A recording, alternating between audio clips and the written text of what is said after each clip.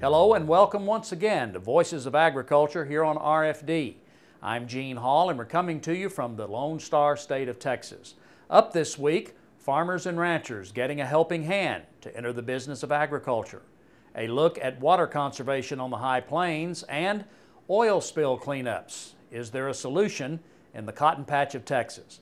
But up first, our reporter Matt Felder went with farmers and ranchers from the state of Texas to Japan and Taiwan.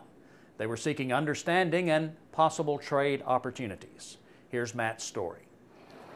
The Far East, a spot on the map half a world away from the heartland of the Lone Star State. But what may come as a surprise is two countries in this region are major players in importing a wide range of agriculture goods from the U.S. A recent trip to Taiwan and Japan by 12 Texas Farm Bureau representatives turned into a red carpet reception. A friendly atmosphere tied in with the fact that people in both countries love U.S. products and are demanding more.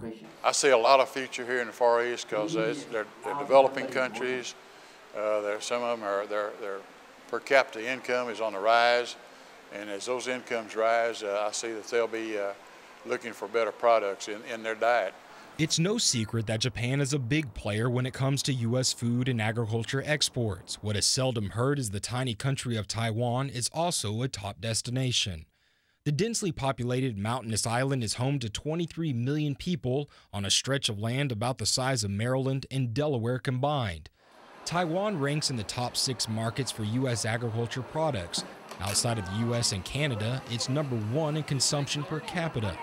A heavy Western influence is apparent throughout the capital city of Taipei. Pork is number 1 in Taiwan, with poultry following closely behind.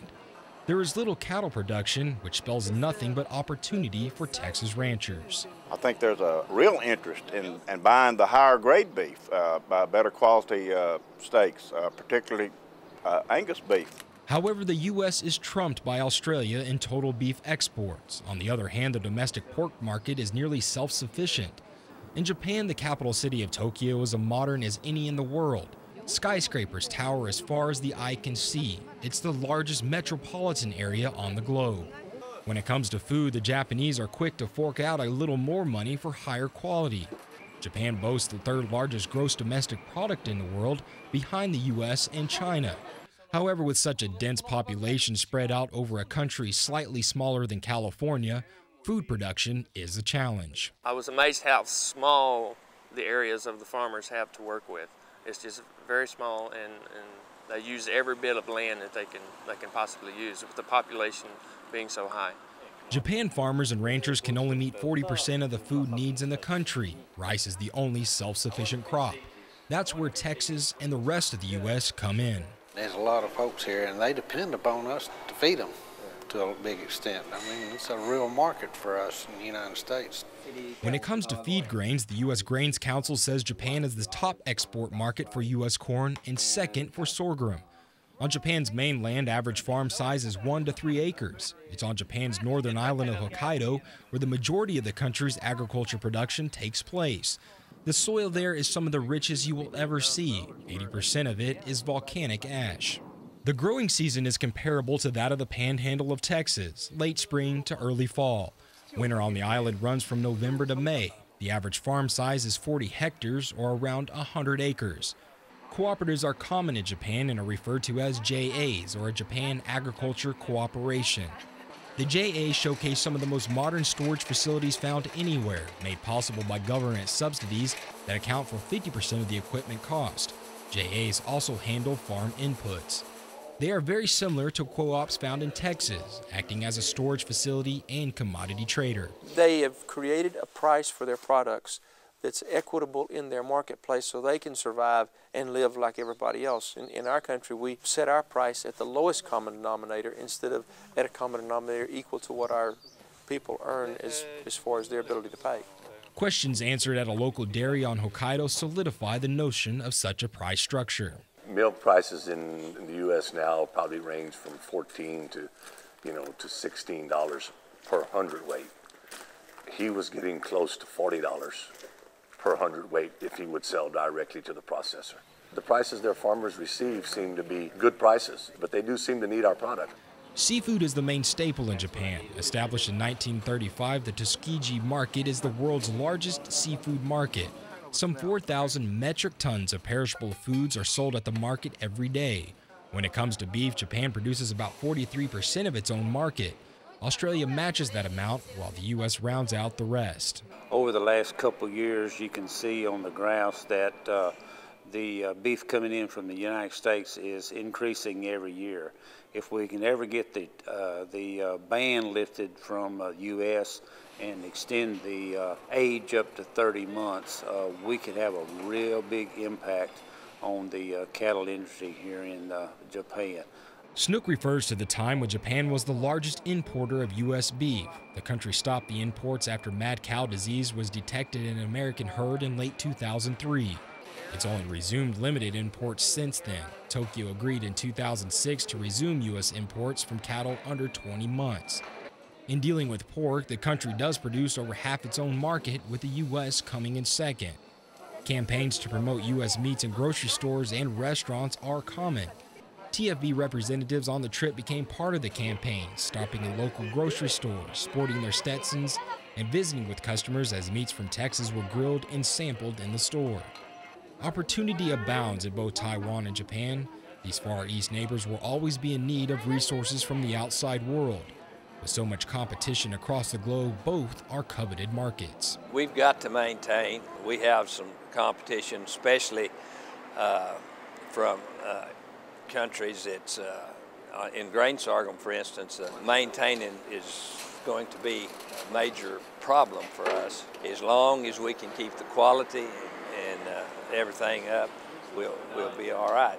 As for increasing trade, there are political hurdles. Protection of local producers is a key issue in both countries. However, a void must be filled that neither country can reach on its own. Some of the farm organizations may have been a little intimidated by us being here. They might have been a little bit concerned that we were trying to work on their markets, taking some of the markets away from them that they had developed. But I think after our meetings today, that we've assured them that we're here to expand on what they're doing and not take away their markets.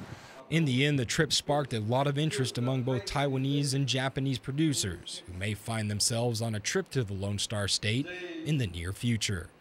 For Voices of Agriculture, Matt Felder, Tokyo. We'll be right back with more of Voices of Agriculture. It's a grassroots voice in Austin and Washington for farmers and ranchers like me. It's educational and scholarship opportunities for young people like me. It's money-saving benefits for member families like us. What is Texas Farm Bureau? I am. I am. I am.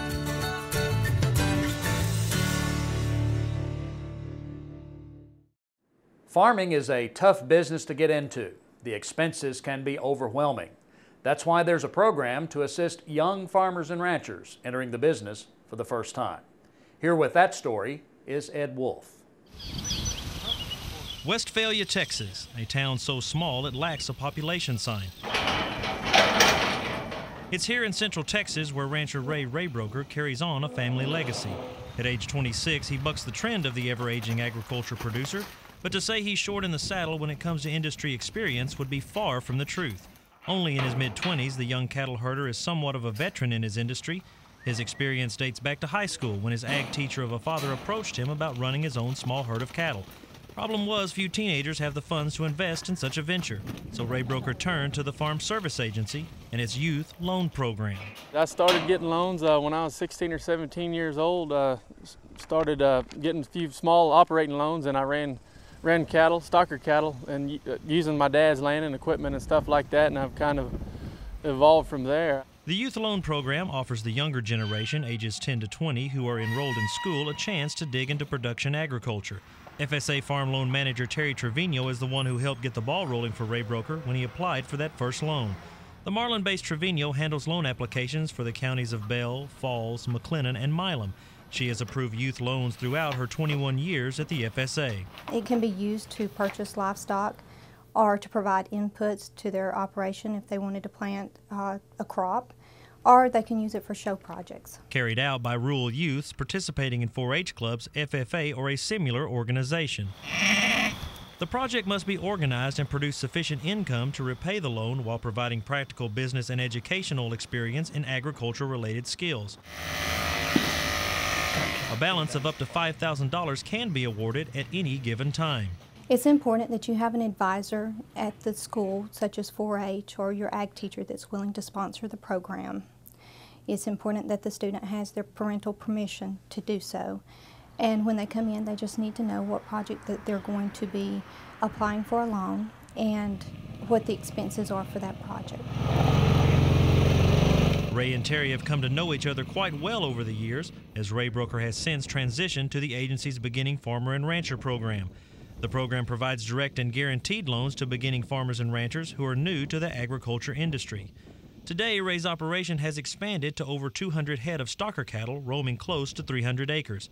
As his father inches closer to retirement, he continues to ready himself to step in. It's just like anything, you know, you got to try to hit the market. You try to buy it cheap and sell high. You do your best and hope it rains. Just one success story made possible by a Jumpstart program aimed at preserving the legacy and success of agriculture. For Voices of Agriculture, Ed Wolf, Westphalia. More of Voices of Agriculture right after these messages. Decades ago, Americans started leaving the farm for other professions and pursuits. The farmers that stayed fed America and much of the world. Today we grow more food than ever, and it's better, safer, and healthier. We live in the land of plenty, thanks to modern agricultural technology and the skills of our farm and ranch families. This message is brought to you by the Texas Farm Bureau, the voice of Texas agriculture. Today's abundance of food and fiber is brought to you by America's farmers and ranchers. It's called FiberTech, and it may be part of the answer in cleaning up oil spills like the one off the Gulf Coast of Texas. It came out of a laboratory at Texas Tech University and involves cotton farmers and their product. Matt Felder has the story. Thousands of miles from ground zero of the worst oil spill in U.S. history lays a concept that has literally sprung out of the country's largest cotton patch.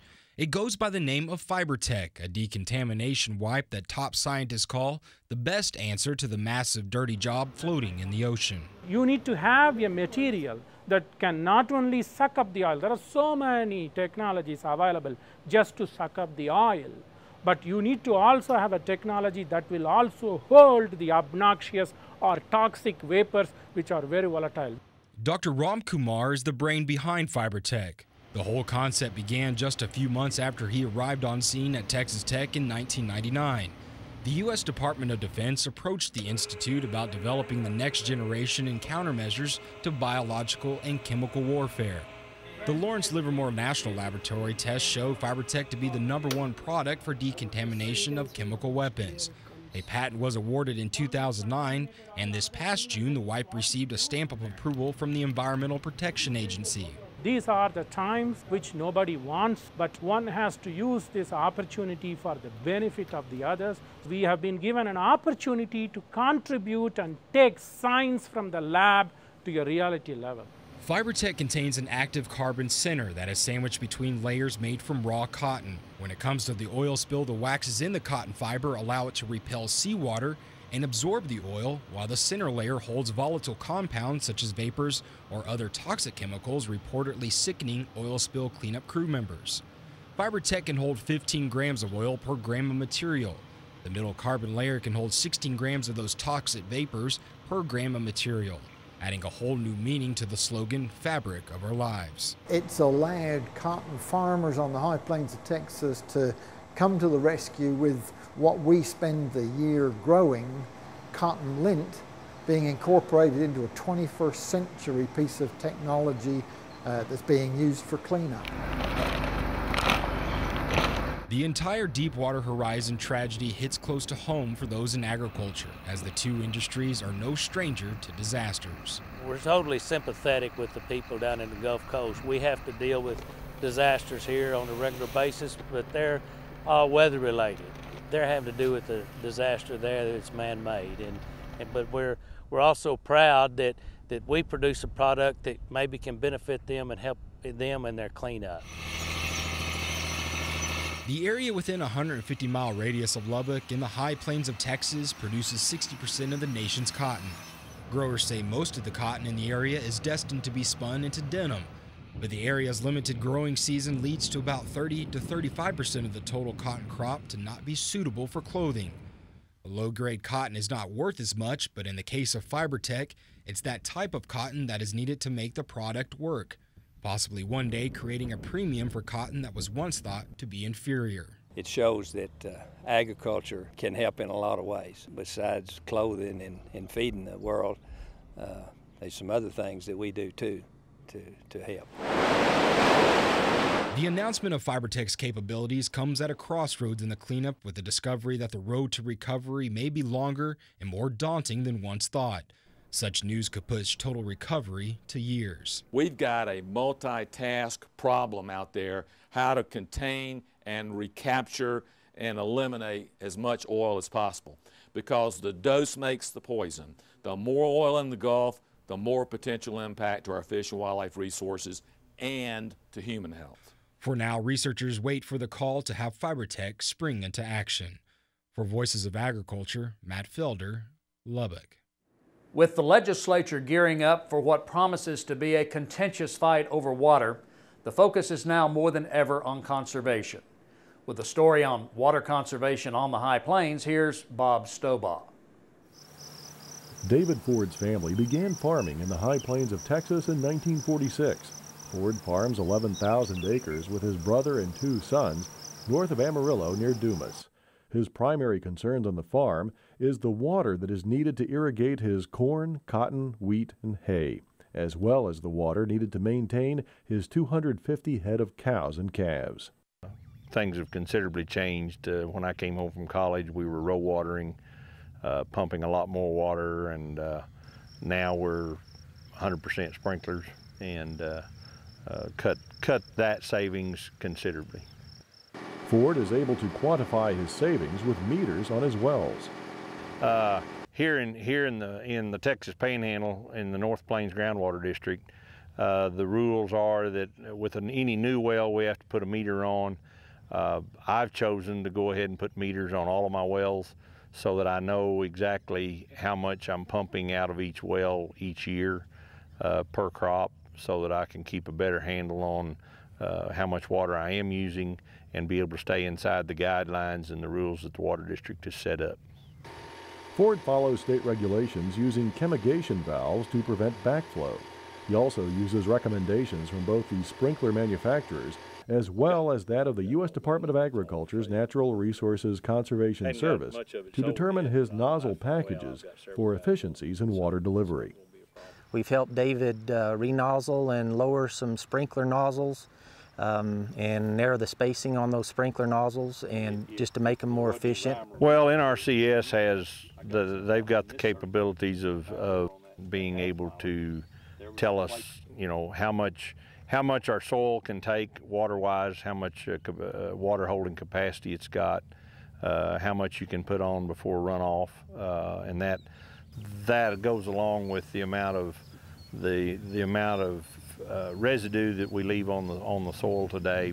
Another reason I went to the strip till, the conservation tillage here in the Panhandle, is that I've seen in my operation where I've basically cut my water usage about a third. Normally we were pumping 24 to 30 inches of water under conventional tillage. Now I can pretty well raise a crop on 20 inches of water. I've seen pretty much the elimination of pre-watering by leaving the residue on the soil. It does two things. Not only does it take care of the water holding capacity, it increases that. We also don't have the problem with wind erosion that we did when we were doing some conventional tillage. But like I say, in my operation, we're looking at saving the amount of water, roughly cutting it a third. Most of the farmers up here have adopted some kind of minimum tillage, strip till or no-till system on their farms, and the basic thing is that we're trying to conserve water. A lot of our wells are dropping off, and it's a practice that cuts their water use, like David said, about a third.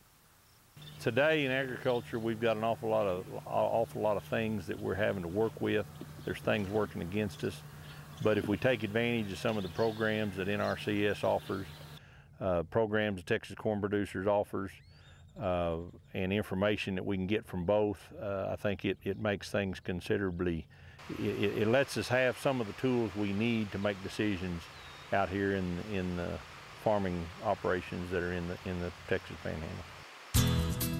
We'll have more of Voices of Agriculture right after this. You're tuned in to TFB Radio Network, the #1 agricultural radio news network in Texas, based on the CUME rating in the 2009 Ag Media Research Study. Everyone involved in ranching has a story about a favorite cow dog. Well, one rancher has a bit of an unorthodox approach, as we hear in this story from Matt Felder. Meet Squeaky. She's not your average porker. Taking a page from the classic literary novel Charlotte's Web, she is truly some pig. Tipping the scales at close to 600 pounds, this feral hog has brought on a new twist to working Texas cattle. She's not really like a wild hog. She's more like a pet, a dog. You know, she goes with us everywhere in the pasture, and she does what I tell her. She works cows. She'll put them together. You heard him right. Squeaky is the first known self-taught cow pig. Mike Vieira came across the quarter ton of fun 5 years ago, lying in a pasture next to her dead mother. Just days old, he adopted the piglet and soon found she had a unique gift. We was working cattle one day, about 6 of us, and we got in behind the cattle, and she was in between the horses and the cows, and she started putting the back together, and then when we got them out on the road, she worked the back, and you know, a cow would break, she'd whip around and put them back in the herd. So we got a cow pig. Squeak, come here. Squeak, squeak. Named by his grandson, Squeaky is Mike's helper at the China Grove Ranch owned by Hall of Fame pitcher Nolan Ryan. It's an unusual job title for a species that has been anything but welcome on Texas ranches. Feral hogs have a destructive reputation and are invading every inch of the Lone Star State. But it's that same pedigree and unique talent that has made Squeaky a multimedia celebrity. They stop on the road, you know, and they know it's her. 4 or 5 cars will stop. Some of you roll the window down and say, "Is that Squeaky?" Fans will even drop off table scraps. After all the hard work, Squeaky has but one request when her day is done: call her when it's time for pizza. Sometimes we'd bring it out here for lunch, and we laid the box down one time, and she grabbed it and took off. So we started feeding her pizza when she did good things, and she loved it ever since. Her favorite, a large pepperoni washed down with a Coke and Dr. Pepper. For dessert, how about a half a bag of marshmallows? Hog heaven seems to take on a whole new meaning. It's no wonder this pig prefers the comforts of the ranch over the wild. Even other hogs, raccoons, and possums aren't welcomed in her eyes. However gentle she may appear, Mike says you can never forget she's a wild animal. Come on, Squeak. While Squeaky warms up to some visitors, others should beware. If you come out here with slacks and a white shirt and cologne on, well, you got a problem. Because she'll definitely jack with you. Her herding days are, for the most part, finished. After all, 600 pounds is quite a load to carry, which leads to the question... You ever thought about Diet Dr. Pepper, maybe? That's something to think about. In the meantime, a good scratch and a mud hole visit is the life for this not-so-feral hog. For Voices of Agriculture, Matt Felder, Bonnie, Texas. Well, that's our show for this time. Remember, Texas right now is very hot and very dry. Conserve water and please be very careful with fire. We'll see you next time on Voices of Agriculture.